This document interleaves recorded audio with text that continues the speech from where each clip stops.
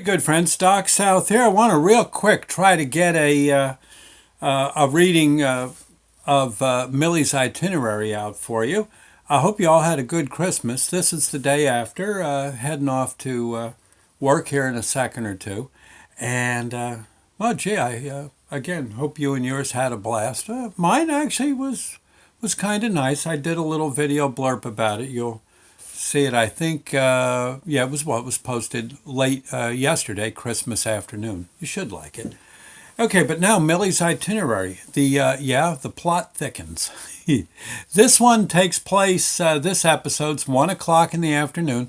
Millie has finally had her lunch.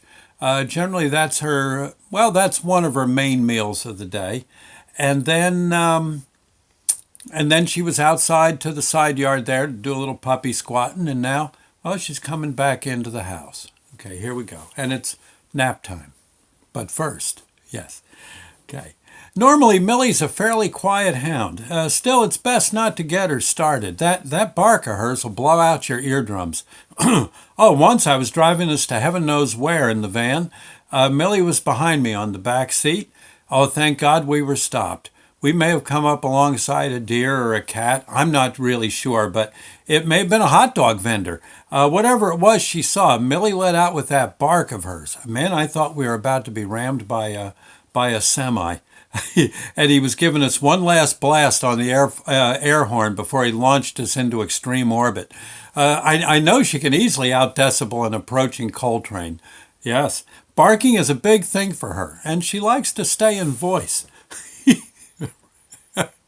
Well, it's true. For some reason known only to her, she must, after the midday puppy squat, go out on the back deck and bark incessantly for no reason at all. Of course, there's a ritual involved, of course. Before she goes out on the deck, either Sandy or I have to head out there first with a cup of drinking water. There's an upside-down pottery jar out on the deck. Sure, we could set it upright for Millie, but she'd have a cow. You see, the bottom of the big vase is fairly concave. It forms a kind of basin if the jar is upside down. After a rainfall, the tiny basin bottom fills to overflowing with rainwater. Millie loves to have a drink there. I don't get it, but that's how it is. So during dry spells, we use bottled water to make sure the upside-down bowl bottom is full. I'm sure Pavarotti or any truly great singer prefers a certain brand or type of liquid refreshment before a performance. I'll bet that they even have their favorite drinking cup for that purpose only. Who am I to say it's a bad idea? Millie is the Caruso of the dogs in our neighborhood, and she has her lucky bowl, and someone's got to keep it filled. Somehow, I got the job. I should be honored, I guess. Once Millie has had her drink, she then walks over to the deck railing and overlooks the woods and yards below.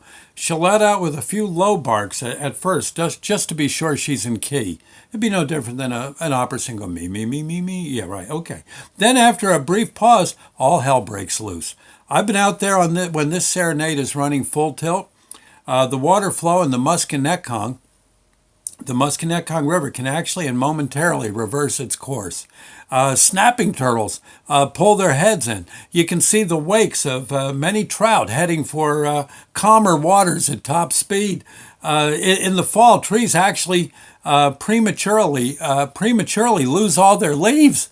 In winter, new snowdrifts form in the old drifts and form almost a crisscross kind of pattern. It's like sonic waves in the snow.